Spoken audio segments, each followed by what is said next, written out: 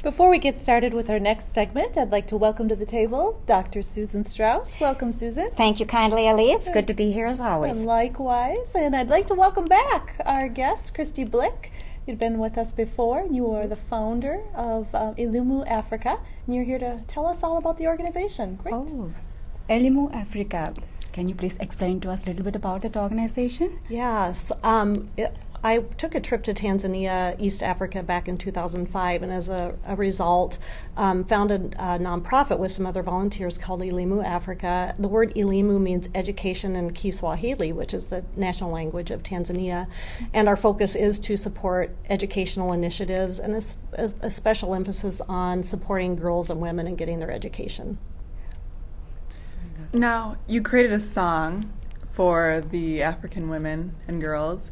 Could you talk more about the origins and the inspiration of this song? Yes, I love that question too because it's near and dear to my heart. But when I was there, of course, being a woman too, and I have two daughters, really connected with the girls and women over there, and unfortunately they do face a lot of challenges. They are oppressed, and they face a lot of danger in their society, and they just don't have the value and respect that they should have.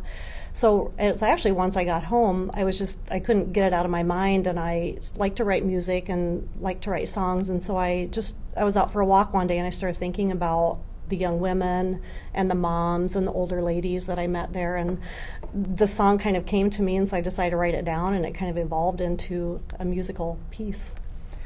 Now, I know you brought a letter that is addressed to the African women and girls. Would you like to read it for us? I would. Once I wrote the song, I also wanted this to be a message to encourage these girls and women, and I was hoping that part of the purpose of the song would be for that. So here's the letter. My name is Kristy Blick. I'm from Minnesota, USA, and I was in Tanzania, East Africa for 8 weeks in 2005. While I was there, I had the chance to meet and talk with many girls and women, and I was heartbroken when I learned that some are not treated fairly and are sometimes even abused. I encourage you, the women and girls of Africa, to remember that you have every right as God's children and human beings as every other person in this world. You deserve to have success in business, to get your education, to hold posts in government. You can decide whether or not you want to get married, and along with the important work done as a wife and mother, if that is what you choose. And mostly, you should never be raped, mutilated, abused, treated as property, or treated with disrespect. I wrote this song, Miss Africa, as a way to encourage you to get your education, send your daughters to school, and to demand to be treated with respect and compassion. It's my hope that this will remind you of your place of dignity in society and urge you to learn your rights and stand up for them. And I hope that you will go on someday to inspire your daughters, your mothers, your sisters, and your friends to do the same. It's a beautiful letter. I know. Where did this go? Who did this go to? When a group of my friends recorded a CD, which is kind of an old-fashioned term, I think, but when I did that, I also put down the lyrics, and I put this letter in there as an insert to the case, so that when people purchased the CD or if I gave it to them, they would also be able to see this, and some of the people I've shared it with in Tanzania too could also read the letter or read it to their friends or read it to their students. And so was that part of the Gender Laissez organization then that took part in that? Yes, indirectly. The Gender Laissez Women's Organization is one of the 4 projects that we support through Elimu Africa. And the word Gender Laissez means self-help. And it was founded by a young Tanzanian woman who is a dear friend of mine named Jessica Loto, who's a law student. She's 28 years old. And this group is a women's empowerment group and also an education group. And so Jessica, we have shared this song with the women of this group, and it really goes along with this message and kind of their mission as a group as well. I think some of the things we heard in the letter, which, as you said, well, wow, very powerful and moving, but what really struck me was you're telling them you have the right? You have the right not to be raped. My goodness. Yeah. I mean, tell us more about that. Why do we need to tell them they have the right to not to be raped? And what does telling them, what's the change that's making for them? That is a great question, and it's something we here would never even wonder why that would be a question. But over there, culturally, it is accepted for women to be subjected to that kind of treatment. Young women, when they walk to school, an hour or two to school, are often attacked by men along the road, and they're really discouraged from sticking up for themselves. For example, Jessica, when she was a young girl, learned how to box, she told me, and she started teaching her friends how to take up for themselves, and she actually got punished in school for that. And her mother even said, "Don't rock the boat, you need to accept this is how things are." But she didn't. And so one of the educational things that they do at the Gender Lazy meetings is they have Jessica, as a law student, teaching them that it's your right not to be raped, and it's against the law, and it's against the law to be abused by anyone, including your husband. So is she teaching them all how to box now? Well, she hasn't told me that, but that is a good point. And but most of all, that just if this were to happen, that they can report it, there are steps that can be taken, and then these women mutually support one another so they don't feel isolated anymore, and so they feel more courage to stand up for themselves too. So that's a really powerful part of the group, along with the educational component. See, we are focusing here on North Tanzania a lot. That's where the place where it's happening more, you think, in Africa, or? Not necessarily. In fact, we know it's happening even here, but Tanzania just happened to be where I was, and so because I had experience there and I met people there. But no, I believe that's a problem probably throughout Africa and worldwide too, really. So what are your next steps? As well, as an organization with Alimu, we're just continuing to want to offer support to our schools. We have 3 schools that we support as well. And this women's group, we want to continue to help them. They have some entrepreneurial projects that they are running, and they have tailoring. So we've supplied 4 sewing machines for the group. And we'd like to expand that to make, they have 54 members now, and they're growing. So we want to be sure that they have access to tailoring, and they sell these clothes, and they make an income for themselves as well as put back into the group. We also are supporting pigs and chickens for them, and so we'd like to be able to continue to do that. And the women are each have some that they're raising, and they sell the offspring at a reasonable price to help their community and also to make an income for their families. So we're hoping to keep supporting that kind of an initiative, because it is a gift that will continue to give back to them and to their friends and to their children. So we hope it's something that will grow. An organization like yours that's tackling such huge systemic societal problems like this country is, differences can be made, and I think that is just so powerful. So thank you for being with us and discussing this, and all the good work you're doing. But so excited because Kristy and her group are going to perform for us her song Miss Africa, and you're going to do that up next. Yeah, great. Thank you so much for having me. Thank you. Thank you. Thank you.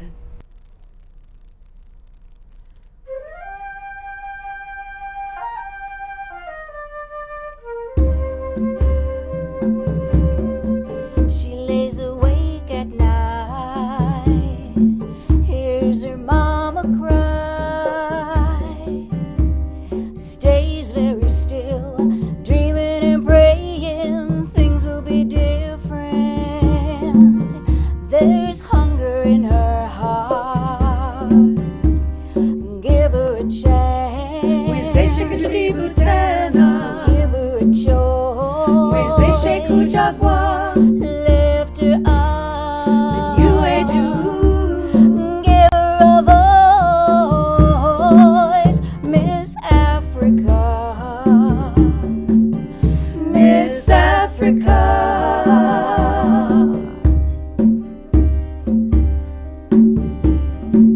She walks the dusty road with quiet grace, a load on her head and baby on her back, the world on her shoulders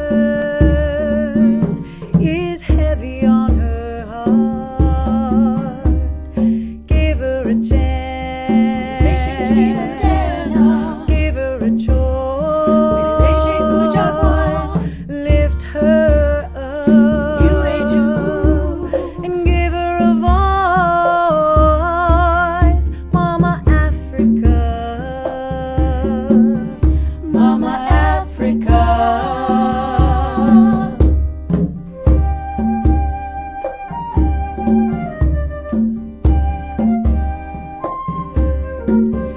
sits alone on her porch, the years in her eyes, aches from yesterday, but hopes that tomorrow life will get lighter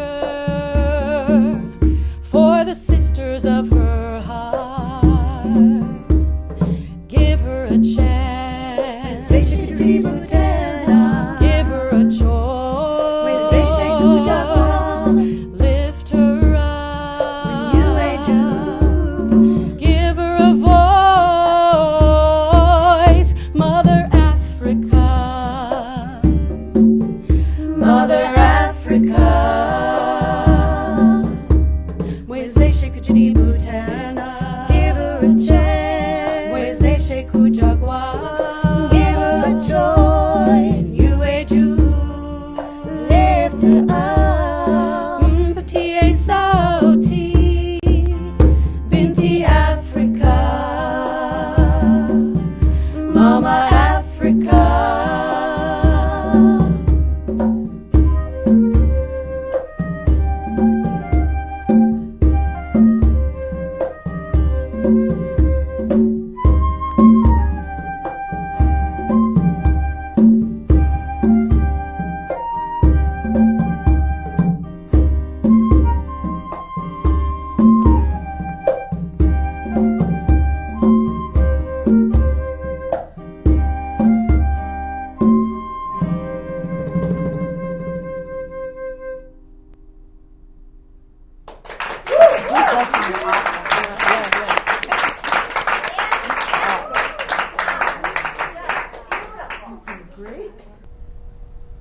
Kristy, thank you so much. It was very powerful, very moving, and very meaningful. Beautiful song. Thank you.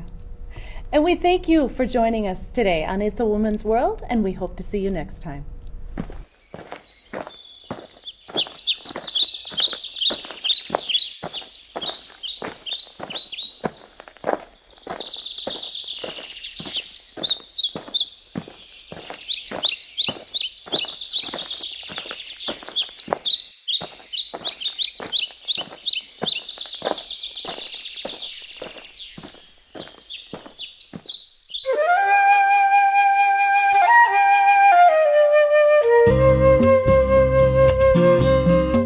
She lays awake at night, hears her mama cry, stays very still, dreaming and praying things will be different. There's a hunger in her heart, give her a chance, give her a choice, lift her up, give her a voice. Miss Africa, Miss Africa.